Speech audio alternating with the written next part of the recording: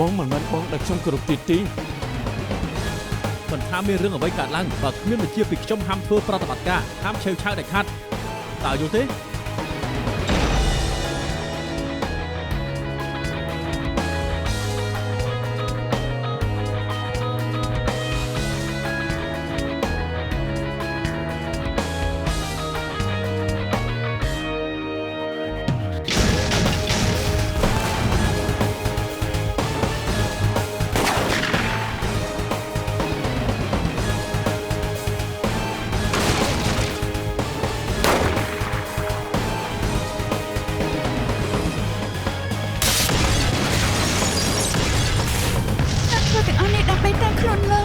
បាទនាងទៅខ្ញុំនឹងបាញ់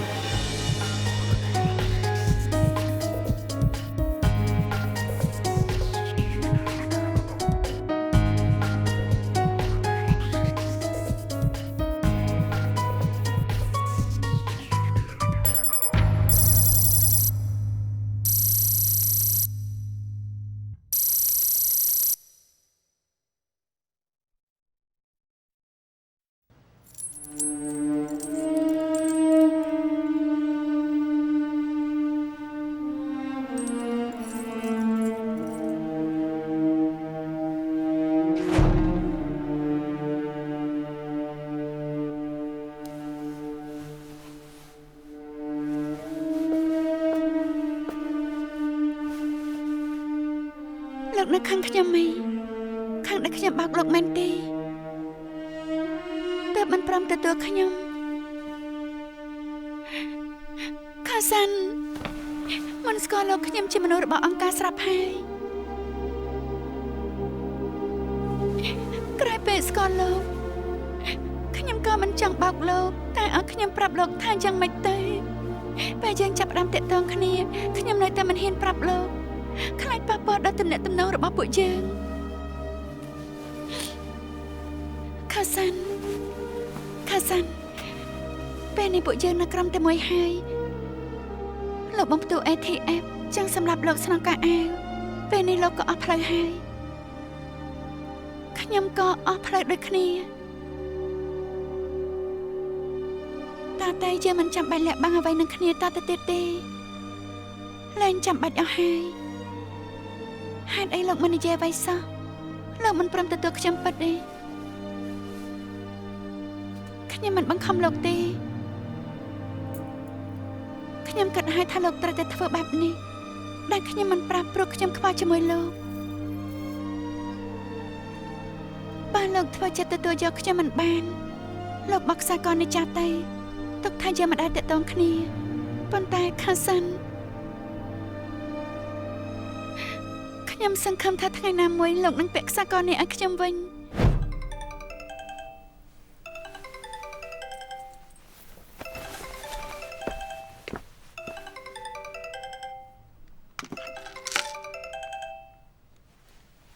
មានការអីលោកបាត់ទៅណាខ្ញុំតែរកលោកច្រើនដងហើយមិនឃើញទទួលខ្ញុំចូលបន្ទប់ទឹកមានរឿងអីកើតឡើងឬអត់លោកដឹងទេថាខ្ញុំបារម្ភលោកបានជួបបោះឬអត់គាត់ជាអ្នកណាគាត់ប្រាប់អ្វីលោកឬអត់គាត់គឺជាម្ចាស់រោងផលិតថ្នាំចុងលីឈៀននេះប្រវត្តិយ៉ាងម៉េចគាត់ប្រាប់ឲ្យលោកធ្វើអីឬអត់ខ្ញុំជួបគាត់និយាយគ្នាប៉ុន្មានម៉ាត់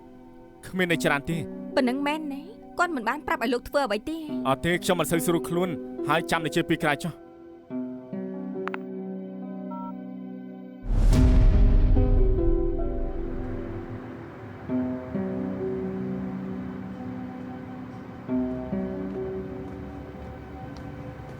ជាថេង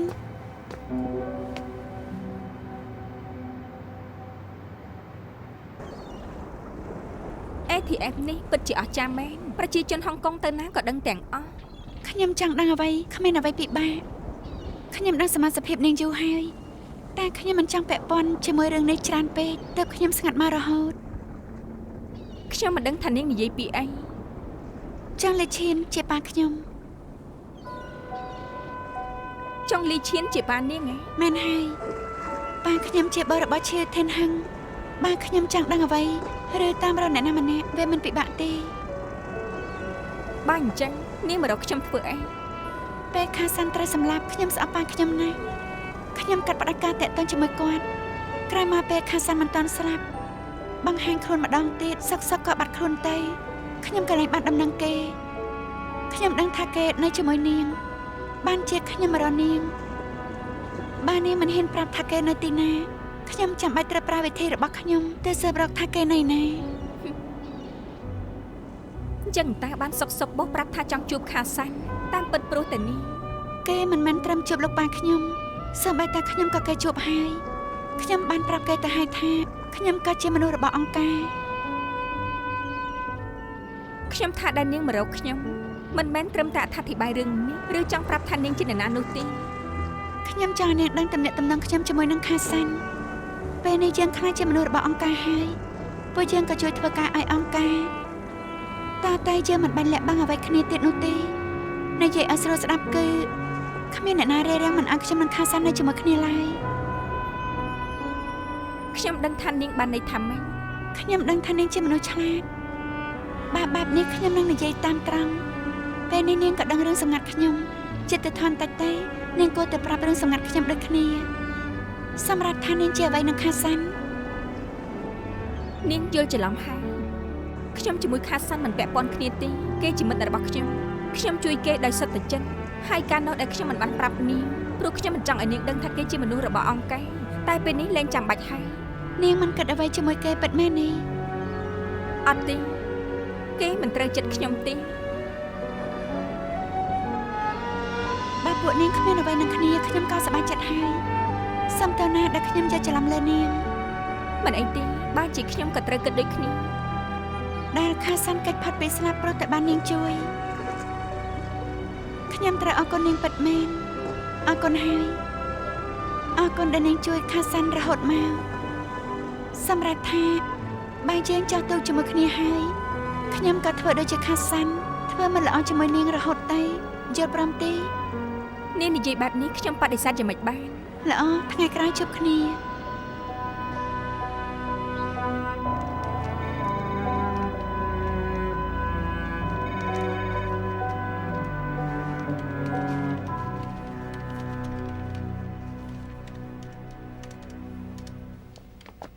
ធីងមករកប៉ាបន្តិចចាប់បាន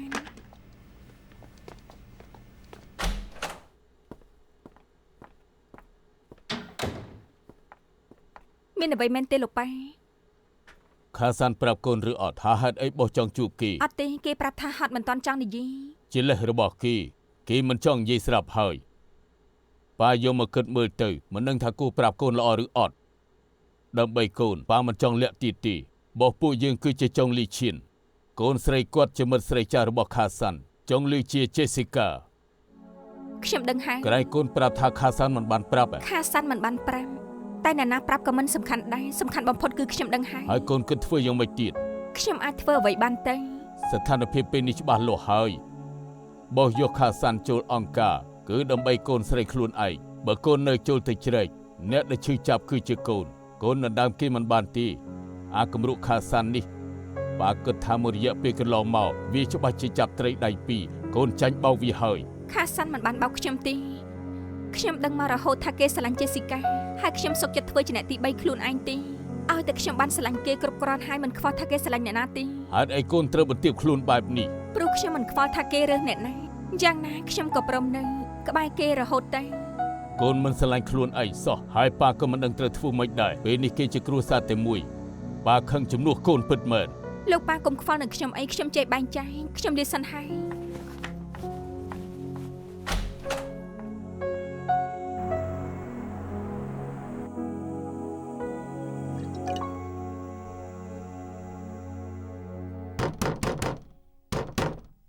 ខាសាន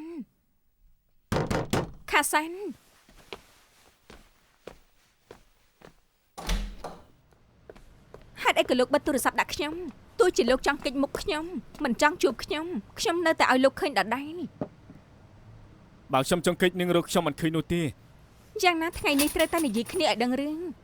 ងរបស់ចេស៊ីកាខ្ញុំដឹងអស់ហើយ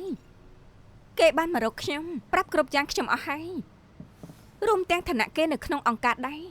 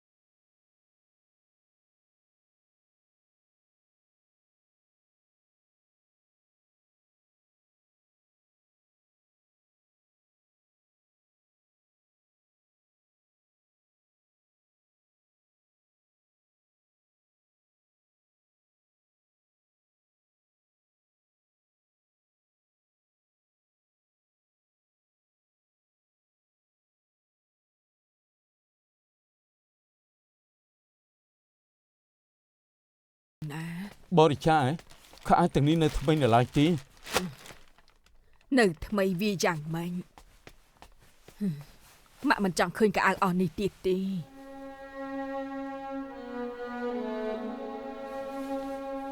តាំងពីគេបាញ់ឯងម៉ាក់ក៏ភ្លឺភ្នែកម៉ាក់អស់សង្ឃឹមជាមួយកូនម្នាក់នេះពិតមែននេះម៉ាក់បង្កើតស្អីចេញមកដូចជាសត្វដេរឆាន ម៉ាក់កុំនិយាយចឹងអី ម៉ាក់ស្ពឹកអស់ហើយគេបែកខ្នងដាក់ដោយមិនខ្វល់ពីម៉ាក់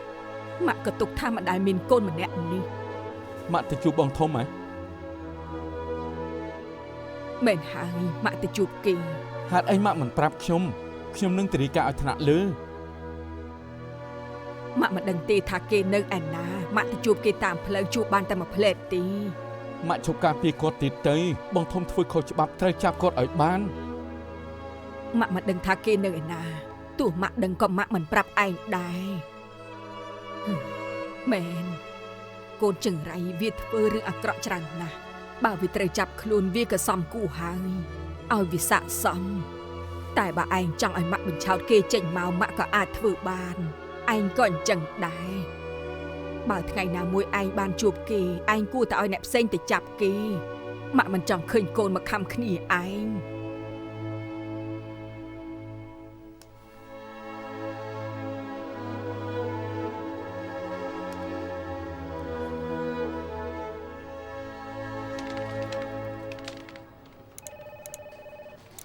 លោកលេខាពួកយើងបានពិនិត្យកាមេរ៉ាមុននឹងក្រោយការបាត់ខ្លួនរបស់ហ្វូហុងលៀងបានរកឃើញតម្រុយខ្លះៗដែរ ពួកយើងសង្ស័យថាពីរអ្នកនេះបន្លំខ្លួនធ្វើអ្នកសម្អាតចូលទៅក្នុងអគារ មិនក៏និយាយបែបនេះពួកយើងឃើញថាមុនពេលគេមកដល់មានអ្នកសម្អាតរួចទៅហើយក្រុមហ៊ុនបោះសម្អាតទាំងអស់នេះប្រាប់ថាពីរអ្នកនេះមិនមែនជាបុគ្គលិកគេអ្នកមើលការខុសត្រូវអគារក៏ប្រាប់ថាមិនដែលឃើញពួកគេពីមុនមកលោកនាយនៅមានទៀតពួកយើងរកកាមេរ៉ាដែលនៅក្បែរនោះដើម្បីតាមដានពួកនេះ លោកលេខាពួកយើងគិតថាក្នុងថងសម្រាមនេះអាចជាហ្វូហុងលៀង បានន័យថាគេចង់បំផ្លាញសាកសព ខ្ញុំថារឿងប្រហែលជាមិនទាន់ចប់ត្រឹមនេះទេ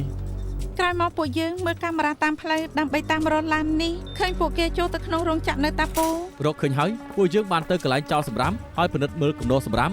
ហើយពួកយើងក៏បានឃើញសម្រាមដែលពីរអ្នកនឹងទុកចោលនេះគឺជាម៉ាក់ពួកយើងត្រួតពិនិត្យឃើញថាថង់សម្រាមនេះគឺជារបស់ក្រុមហ៊ុនផលិតសារធាតុគីមីខាង lab ត្រួតពិនិត្យរួចហើយកំអួតនៅក្នុងថង់ហ្នឹងគឺជា DNA របស់ហ្វូហុងលៀង លោកលេខាបើហ្វូហុងលៀងស្លាប់ហើយយើងត្រូវទៅរកសារសពគេឲ្យឃើញតែដែលរកមិនឃើញព្រោះគេមិនទាន់ស្លាប់គេប្រហែលជាត្រូវឃុំខ្លួននៅម្ដុំនេះ តែពិនិត្យរោងចក្រនៅម្ដុំនឹងមាន10ក្រុមហ៊ុនដែលកំពុងទិញថង់សម្រាមប្រភេទនេះ អូខេទាំងអស់គ្នាឆាប់ទៅរកតម្រុយនៅទីនោះភ្លាម Yes sir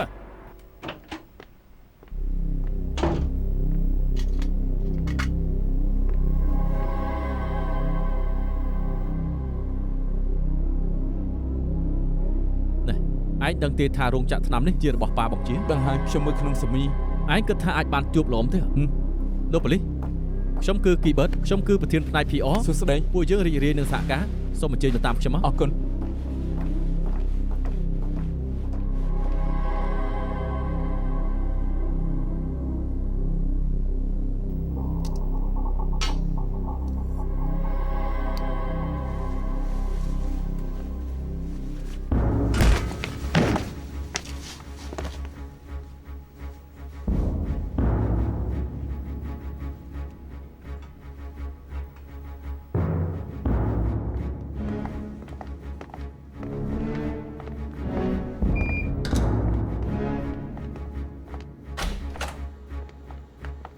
លោកប៉ូលីសនេះគឺរីងហ្គូជាប្រធានផ្នែកសន្តិសុខសួស្តីលោកប៉ូលីស សួស្តី មានអ្វីឲ្យខ្ញុំជួយដែរទៀត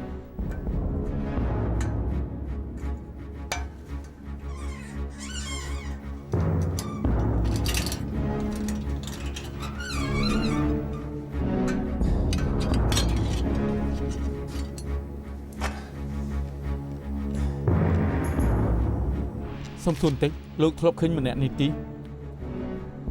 មិនដែលឃើញគេទេអត់ទេលោកប៉ូលីសទាំងពីរចង់សួរអីទៀតអត់អស់ហើយបើពួកលោកបានតម្រុយជួយតាក់ទងទៅពួកយើងផងណាប្រកបណាចាំខ្ញុំជូនដំណើរពួក អ លោ រ ក គុណ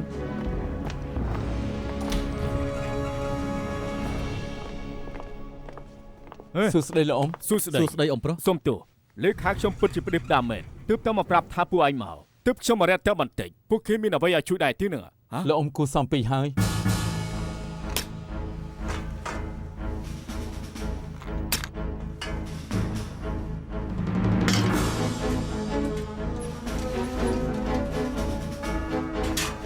ពួកឯងគឺជាអតីតមិត្តរួមការងាររបស់ Jessica ខ្ញុំទៅជួយស្រាប់ហើយ អតីតហេតុអីលោកអ៊ំនិយាយអញ្ចឹង Jessica សម្រាប់ការងារជុំមកហើយគឺចង់លាឈប់ហើយគេមិនទាន់ប្រាប់ពួកឯងទេមិនអីទេមិនចឹងចាំឲ្យគេប្រាប់ពួកឯងខ្លួនឯងចុះ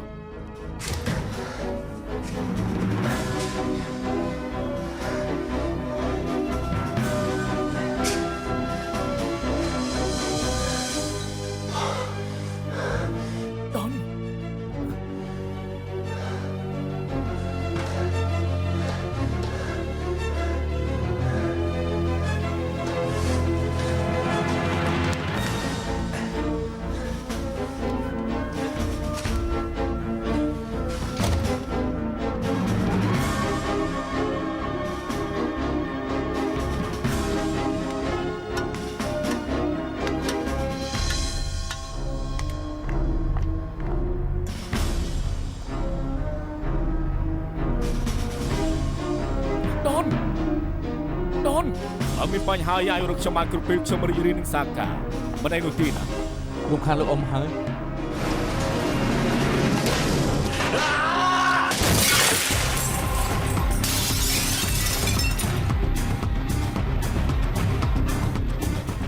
ខាងលើដូចជាមានការជួសជុលការបាត់ទៅវិញហើយខ្ញុំឡើងទៅមើលសិនមិនជួយដំណើរឡើយ លោកអ៊ំពួកយើងសំឡាញ់ទៅផង អញ្ចឹងក៏បានតាមសប្បាយ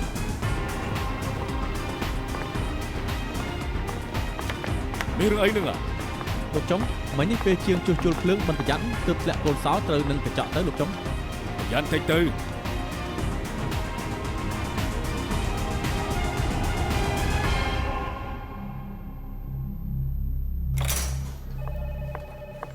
បងជា មានអ្វីមែនទេ បងតាស្នើលិខិតសុំឈប់ពិតមែនណា មិនក៏នាងដឹង ពួកយើងទៅរោងចក្រប៉ារបស់នាងដែលគាត់និយាយជាការពិតទី លោកទៅរោងចក្រអី យើងបានអបរយហ្វូហុងលៀងទើបទៅមើលនៅនិគមឧស្សាហកម្ម លោកស៊ើបដឹងថាហ្វូហុងលៀននៅជិតរោងចក្រប៉ាខ្ញុំហើយរកគេឃើញដែរទេ ពួកយើងស៊ើបដឹងថាមានរោងចក្រគួរឲ្យសង្ស័យទើបទៅសួរម្ដងមករោងចាស់ ហើយបានជួបអ្វីឬក៏អត់ មិនជួបអីទេតែកំពុងតាមស៊ើប និយាយរឿងបងល្អជាងទោះបងទទួលទោសជំនួសគេក៏មិនឃើញត្រូវលាឈប់ដែរ មិនហើយនាងឈប់ធ្វើការទីនេះតើទៅធ្វើអី ខ្ញុំសន្យាជាមួយប៉ារួចហើយថានឹងទៅជួយការងារគាត់ នាងចង់ទៅធ្វើការនៅរោងចក្រថ្នាំហ៎ ពេលនេះការរឿងច្រើនយ៉ាងនេះដល់ពេលផ្លាស់ប្ដូរហើយ នាងចង់លាឈប់ពី ATS គិតច្បាស់ហើយហ៎ ការរឿងច្រើនយ៉ាងនេះខ្ញុំធុញហើយដល់ពេលផ្លាស់ប្ដូរសភាពបរិស្ថានលោកជាអ្នកបង្រៀនខ្ញុំលោកប្រាប់ថាខ្ញុំដើរទៅមុខខ្ញុំក៏សាក់ហែងតែ ចុះបងធំនាងទៅតាមរកគាត់ឬអត់ ចង់ឲ្យខ្ញុំទៅតាមរកណៃណា គាត់ទៅអាស៊ីអាគ្នេយ៍ខ្ញុំថាមិនប្រកាសទីមិនថាគាត់ទៅនៅទីណាខ្ញុំជឿថាគាត់ច្បាស់ជាតាក់ទងមកនាងមិនខាន ទោះគេមករកខ្ញុំក៏ខ្ញុំមិនជួបគេដែរខ្ញុំទទួលយកអ្នកដែលបាញ់ប្អូនប្រុសខ្លួនឯងមិនបាននោះទេខ្ញុំសង្ស័យពិតមែនខ្ញុំអត់សង្ឃឹមជាមួយគេណាស់ នាងបំភ្លេចបានពិតហ៎ មិនបំភ្លេចឲ្យខ្ញុំធ្វើយ៉ាងម៉េច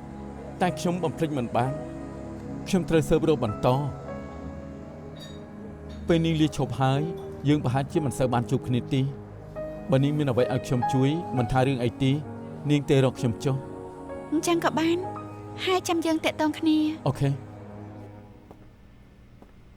Jessica គេក៏ពាក់ព័ន្ធដែរមែនទេធ្វើបានល្អណាស់មិនចូលជើងខាងគេដឹងថាគេមានបញ្ហានៅតរីកាឲ្យខ្ញុំរឿងមនុស្សមិនខុសមែន លោកជំហ៊ានបន្តគួរធ្វើបែបណា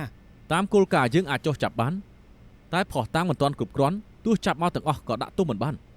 ចាំសិនល្អជាងណារកផោះតាំងឲ្យបានគ្រប់សិនហើយចាំចោះចាប់ពួកនឹង ខ្ញុំក៏គិតចឹងដែរខ្ញុំទើបចូលអង្គការនៅមិនទាន់ដឹងថាចង់លេខជិនគេធ្វើអីទេមិនគូវីស្មើបង្អល់ពូ ចុះ Jessica ឯងគិតធ្វើយ៉ាងម៉េច ខ្ញុំយល់ចិត្ត Jessica កន្លងមកនាងមិនចង់ជួយប៉ានាងទេព្រោះតែគ្មានជំរឿននាងកាន់មកប៉ានាងគូផ្លូវទុកឲ្យដើររឿងដែល Derek សម្រាប់ខ្ញុំ នឹងមិនពាក់ព័ន្ធដល់ផ្ទាល់ទេថ្ងៃក្រោយបើសិនជាត្រូវចាប់នាងលោកនាងខ្ញុំសូមក្តីមេត្តាសង្ឃឹមថាលោកជោគនាងធ្វើជាសាក្សីលោកនាងលោកធ្លាប់រួមការងារជាមួយជេស៊ីកាលោកក៏ដឹងថានាងជាមនុស្សបែបណានាងធ្វើចឹងព្រោះតែប៉ានាងមកខំបើសិនជាថ្ងៃក្រោយនាងជួបពាក់ព័ន្ធជាមួយនឹងពួយជើងទៀតយើងគួរតែផ្ដល់ឱកាសនាងទៅអូខេបើសិនជានាងមិនចូលទៅពាក់ព័ន្ធខ្ញុំសន្យាជាមួយឯងនឹងពិចារណាអរគុណលោកនាយ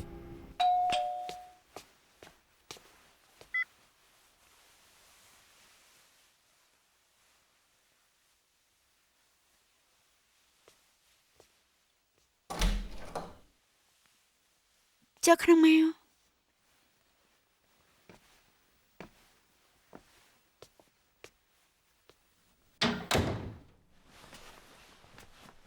រឿងលើកមុនឯនឹងឲ្យខ្ញុំគិតមើលខ្ញុំមានចម្លើយ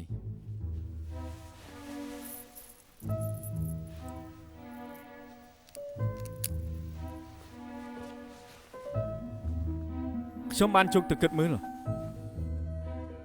ខ្សែកនេះខ្ញុំជាអ្នកឲ្យនាងសង្ឃឹមថានាងនឹងពាក់វាយើងឆ្លងកាត់ឧបសគ្គមកច្រើនហើយខ្ញុំមិនចង់បាត់បង់នាងទេខាសាន់ខ្ញុំនឹងនៅជាមួយលោកអស់មួយជីវិតគ្មានអ្នកណាបង្រត់យើងពីគ្នាបាន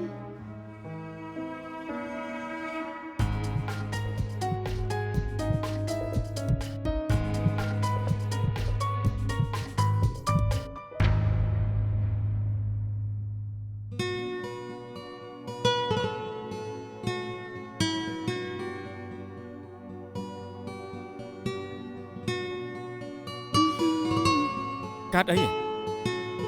ខាសាន់ខ្ញុំមានរឿងចង់ពិគ្រោះជាមួយលោកបន្តិចស្ថានភាពនៅពេលនេះពួកយើងកំណត់ហុងកុងអីយើងចាក់ចេញពីទីនេះទៅពួកយើងទៅរកកន្លែងដ៏ឆ្ងាយសានឆ្ងាយនៅទៅបើកហាងកាហ្វេលក់កាហ្វេទៅរស់នៅជាមួយគ្នាយ៉ាងសាមញ្ញតែល្អដែរទេបើកហាងកាហ្វេប្រកាសជាល្អប៉ុន្តែ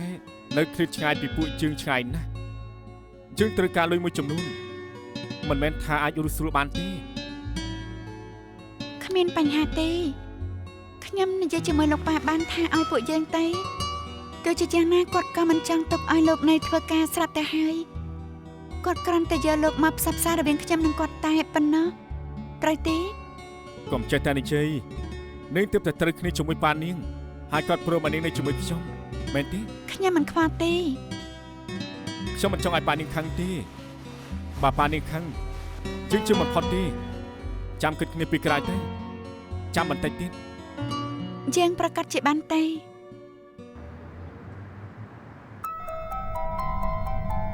ទុកជីវិតគេសិនចាំមើលការតបស្នងគេបែបណាចាំប្រហែលថ្ងៃទៀតចាំបន្ថែមបរិមាណលោកចុងខ្ញុំខ្លាចមានចំណុចខ្លះដែលផ្លត់ស្នៀតយើងហៅដុកទ័រស៊ីមមកជួយល្អជាងលើកមុនវ៉ៃរុសខ្លាចជាពូជយើងប្រើប្រាស់ថ្នាំគាត់ទើបអាចទប់ទល់បានទាំងស្រុងណា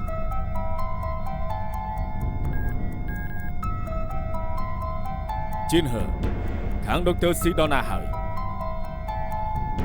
ស្អីអញយកមកជើងទៅខ្ញុំស៊ើបទិន្នន័យដុកទ័រស៊ីរួចហើយ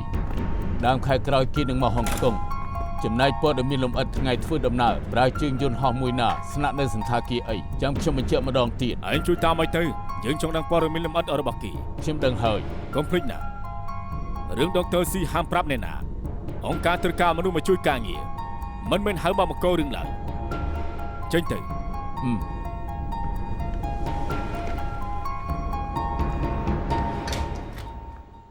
ហូហេតុពេកហើយគាត់នៅបន្តពួកយើងទៀតពួកយើងប្រឹងប្រែងសង្ស្លាប់ពេលការរឿងបន្តិចបន្តតែពួកយើងទុកបោះជាចវាយហើយក៏ជាមិត្តផងដែរមួយជីវិតហើយតែពេលនេះរឹកពីគាត់ផ្លាស់ប្ដូរមិនសូវជឿជាក់លើយើងដូចមុនថែមទាំងមានរឿងលាក់បាំងនឹងយើងទៀតហេតុអីបានជាគាត់ផ្លាស់ប្ដូរពេលនេះកំពុងបានរបស់ថ្មីបោះផ្ដល់ភាពសំខាន់ឲ្យគាត់សង្ស័យតែពួកយើងអស់កន្លែងឈរហើយបានថ្មីឲ្យភ្លេចចាស់ហីយើងត្រូវរក្សាទុកឲ្យបានយើងអង្គុយចាំក្តីស្លាប់មិនបាននោះទេប្រធានឈៀវ ខ្ញុំសូមរំលឹកលោកថាកុំទាន់អាចធ្វើការធ្ងន់ធ្ងរលើកមុនវះកាត់ពង្រីកសរសៃឈាមឲ្យលោកតែលោកក៏ត្រូវរក្សាសុខភាពលោកផងណាកុំឲ្យអាការៈធ្វើទុកមានរឿងខ្លះដែលលោកប្រឡែងមិនបានទោះជាលើកនេះលោកសំណាងល្អតែលើកក្រោយមិនអាចសំណាងល្អអញ្ចឹងបានទៀតនោះទេណា ខ្ញុំដឹងហើយដុកទ័រអរគុណ មិនបាច់គួរសមទេ អរគុណហើយ អ្នកនាងយ៉ាងជួយទៅយកកាតដែលបំពេញឯកសារវិញផង ចាបាន លោកប៉ាចាំមិនហើយ មិនអីទេដុកទ័រប្រាប់ហើយថាប៉ាសំណាងល្អ នៅមកនិយាយលេងទៀតពេលលើមានតែមកប្រាប់ខ្ញុំបារម្ភខ្លាំងណាស់ ប៉ាអាយុថ្លៃណាស់គ្មានផ្លូវកើតអីស្រួលទេអើយប៉ុន្តែមិនទទួលស្គាល់ថាចាស់ក៏មិនបានសង្ស័យទេវតាចង់ឲ្យប៉ាត្រើតហើយ នេះលោកប៉ាចង់ដកខ្លួនពីអង្គការមែនទេ បន្តិចអង្គការនឹងមានការជួញដូរធំម្យ៉ាងទៀតប៉ាក៏លែងសំខាន់ចំពោះអង្គការហើយដូច្នេះប៉ានឹងទៅអាមេរិកជាមួយកូនទៅរៀននៅអាមេរិកជាក្តីសម័យរបស់កូនយ៉ាងម៉េចមិនចង់ទៅហ៎ អត់ទេប៉ាទៅជាមួយខ្ញុំប្រកាសជាសប្បាយចិត្ត មិនក៏ធ្វើទឹកមុខអញ្ចឹងមិនដាច់ចិត្តចោលខាសាន់ហ៎ល្មមដឹងខ្លួនហើយកូនគេឈប់ខ្វល់ជាមួយកូនទៀតហើយ ខ្ញុំដឹងថាប៉ាបំណងល្អ កូនក៏ធំហើយត្រូវចេះគិត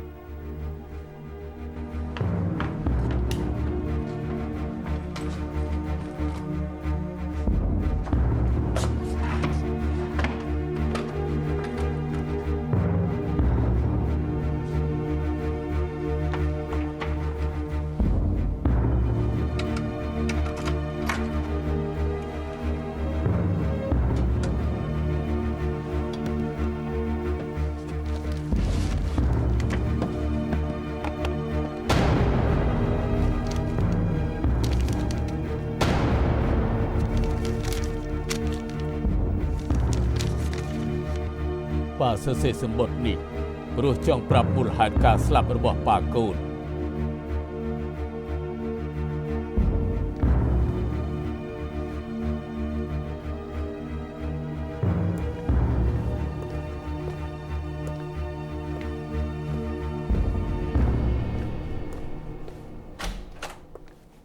លោកប៉ា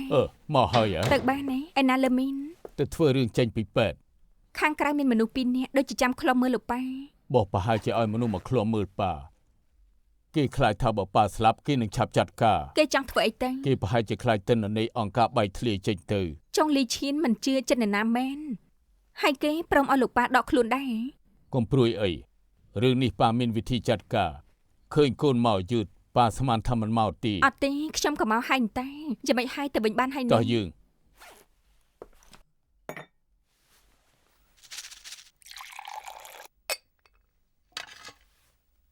ខ្ញុំឆុងតែរួចហើយតែក្តៅណាស់កុំឲ្យផឹកអី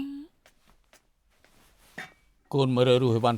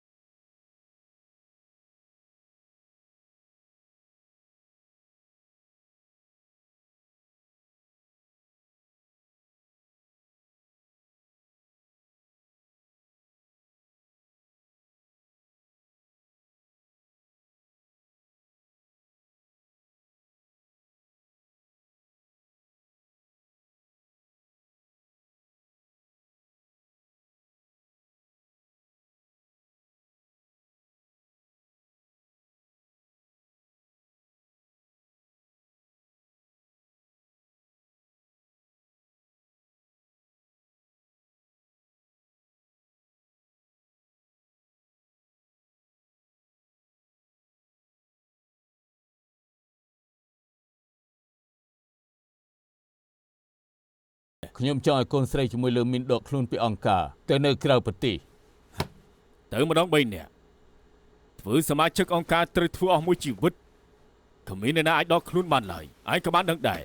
បើឯងចង់ទៅនោះពួកគេមិនពេញចិត្តឡើយ ច្បាប់ឯងជាអ្នកបង្កើតយើងជាមិត្តភក្តិគ្នាយូរឆ្នាំខ្ញុំក៏ធ្វើការឲ្យអង្គការមិនតិចដែរជនបរិសុទ្ធក៏មានម្យ៉ាងឯងក៏ដឹងថាសុខភាពខ្ញុំមិនល្អបើសិនជាខ្ញុំត្រូវស្លាប់ការងារគ្មានអ្នកណាស្នងវានឹងប៉ះពាល់ដល់ការងារឯងខ្ញុំទៅឯរកមនុស្សធ្វើជំនួសវាល្អចំពោះខ្ញុំនឹងឯង ភ្លាមបែបនេះរកមនុស្សមកពីណា ឯងពិតជាអាចចាត់ការបានពីមុនមានអេម៉ុនឥឡូវមានខាសាន់ខ្ញុំបាច់នៅទិសមុខទី យើងចង់ចាត់ការបែបណាឯងដូចជាបានដឹងច្បាស់ណាស់ ឯងក៏ដឹងដែរថាខ្ញុំស្គាល់ឯងច្បាស់ខ្ញុំដឹងរឿងយ៉ាងច្រើនដែលល្អជាមួយឯងនឹងខ្ញុំឯងក៏ដឹងថាខ្ញុំជាមនុស្សយ៉ាងម៉េចឯងឲ្យកិត្តិយសខ្ញុំក៏ឲ្យឯងវិញ ឯងនេះជិះស្អីយើងធ្វើជាមិត្តភក្តិនឹងគ្នាយូរឆ្នាំមកហើយថែមទាំងជាដៃគូនឹងគ្នាទៀតឯងមិនអាចបកមកខំជើងបានឡើយអូខេយើងសន្យានឹងឯងថានឹងឲ្យពួកឯងទៅ ចឹងល្អហើយខ្ញុំទុកថារួចរាល់ហើយណាឯងកុំព្រួយមុននឹងខ្ញុំទៅទិន្នន័យសម្ងាត់ទាំងអស់ខ្ញុំនឹងបំផ្លាញវាចោល ដឹងហើយឯងចូលការងារណាឯងធ្វើការជាមិនបារម្ភឡើយ នៅមានរឿងមួយទៀតដែលខ្ញុំចង់ប្រាប់ឯងលុយដែលខ្ញុំជួយការងារឯង15លានសង្ឃឹមថាមុនខ្ញុំចេញដំណើរឯងនឹងឲ្យមកខ្ញុំ អូខេគ្មានបញ្ហា អញ្ចឹងខ្ញុំទៅហើយ ចាំស្ដាប់ដំណឹងល្អពីខ្ញុំចុះ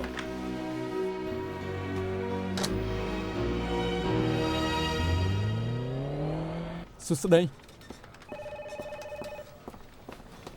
យុធីខ្ញុំបានទទួលសារពីនាងបាន100ម៉ាន់ទី ពេលលោកប្រាប់ថារោងចក្រថ្នាំឈានជាគួរឲ្យសង្ស័យឲ្យខ្ញុំស៊ើបឲ្យជ្រៅខ្ញុំក៏បានឃើញពិតមែន រឿងអីទៅ ពេលឈានជាចាប់ដើមឈានហឹងជាអ្នករួមហ៊ុនម្នាក់ ឈឺឈិនហឹងនាងសម្ដៅលើលោកម្ចាស់តាជឿប៉ាធររបស់ធីងហ្នឹងឯង គេនឹងហើយប៉ុន្តែ10ឆ្នាំមុនឈានហឹង10ភាគហ៊ុនវិញរោងចក្រថ្នាំក៏ខ្លាចជារបស់ចុងលីឈានដែលអះអាងថាពួកគេស្គាល់គ្នាយូរហើយអ្នកដែលរស់ស៊ីហ៊ុនគ្នាត្រូវតែមិនមែនមិត្តភក្តិធម្មតា ហេតុអីរឿងចៃដន្យយ៉ាងនេះ នៅមានទៀតខ្ញុំត្រួតពិនិត្យមកចត់ឲ្យពួកគេមិនដាច់លាតត្រដាងរឿងនេះទេ ត្រូវតែនិយាយជាមួយឈឺឈិនហឹងហើយលោកចុងពេលនេះខ្ញុំលុបបញ្ជីឈ្មោះនិងទិន្នន័យទាំងអស់ចោលហើយ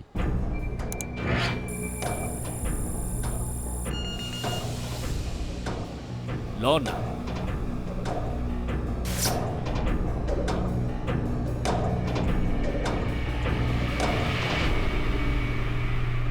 រឿងសំខាន់បំផុតគឺធ្វើរួចហើយ លើកលុបទិន្នន័យអង្គការហើយគ្មានដៃក្នុងដៃបើមានរឿងអីកាត់ឡើងពួកយើងគ្មានអ្វីធ្វើធ្នោទេ យើងមិនល្ងងដល់ថ្នាក់មិនចេះការពារទេយើងចម្លងទិន្នន័យទុកនៅផ្ទះហើយចូលទៅយកសិនសំទៅ ក្រនអស់បារម្ភបន្តិច យើងស្គាល់បោះយូរហើយរឿងអីយើងមិនដឹងចិត្តគេបើគេមិនទុកមុខឲ្យយើងក៏មិនបាច់ក្រែងចិត្តគេដែរសល់ពេលមិនច្រើនទេហេតុអីក៏មិនឃើញធីងមកទៀត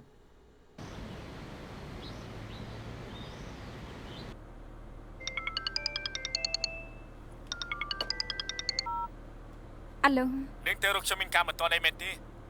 ប៉ាខ្ញុំដកខ្លួនពីអង្គការហើយគាត់នឹងចេញពីហុងកុង ហើយទៅពីណាដែរ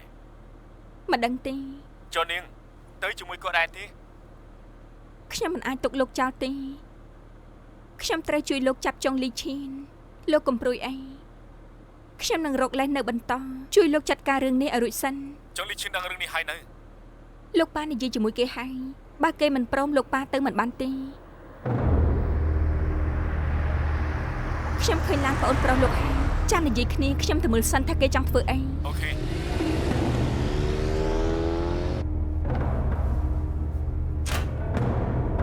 លុយនេះយើងឲ្យនាងយកទៅរកស៊ីនៅបែបមនុស្សធម្មតា លោកបានន័យថាម៉េច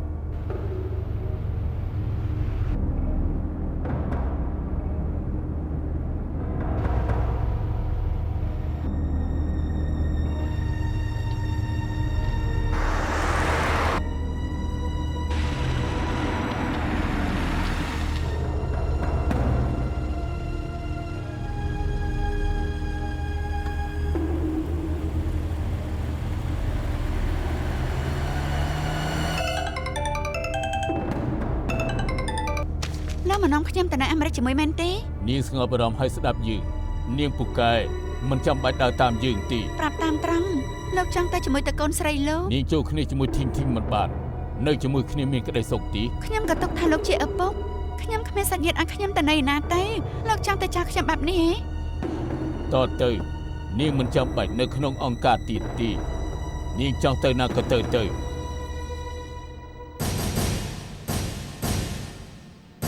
គេមកយ៉ាងម៉េចបានក ូនស្រីលោកលួចផ្ដោតដំណឹងឲ្យវាមកចាប់ពួកយើង មិនអាចទេ ហើយហេតុអីគេមិនតាន់មកទៀត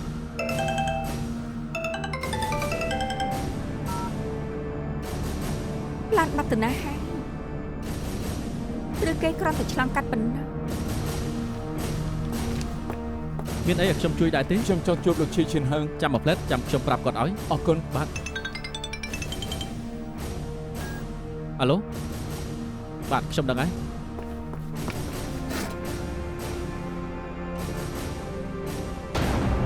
មកពីអ្នកទៀតហើយ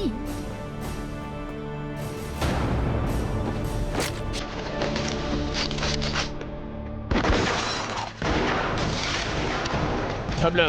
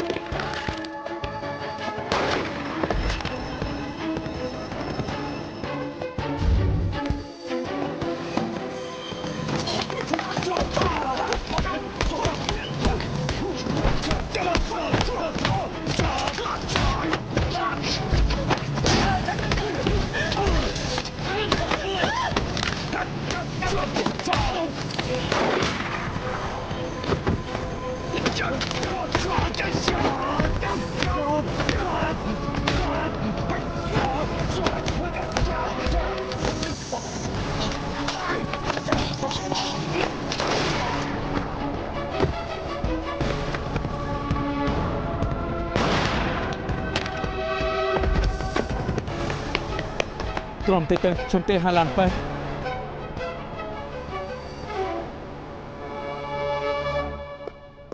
មិនខ្លាចជាបែបនេះពេលនេះគាត់យ៉ាងម៉េចហ่ะ គាត់ឲ្យខ្ញុំទេរនាងប៉ែតប្រាប់ថាគាត់ទ្រាំលែងចង់បានហើយ